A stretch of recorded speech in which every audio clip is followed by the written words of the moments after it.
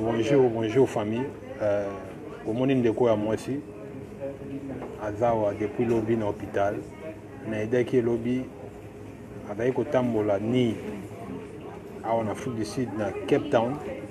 Abandai otambola ni na bilambate na aidé qui était que na Monica kan de quoi moi aussi. Abandai ko lobate.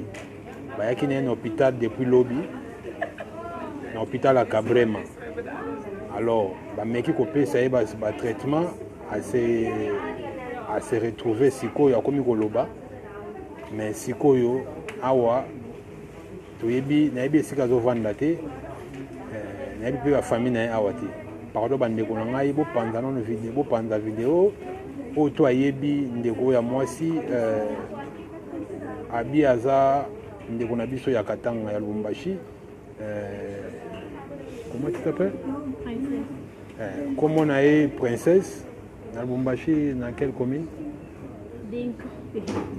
Kampemba. Alors, pour toi, il y a une princesse, pardon, il y a un hôpital à Cabrema, il y a un aidé. Na aidé, na benga ki police, na benga ambulance, ba memi na Cabrema, ba pese ba soin. Loyo banda ko lobati. Anda otambola mutakala. Entre moi bande ko ngai bo aider ndeko ya mwasi. Bo aider vraiment bo aider o ayebi longo yo.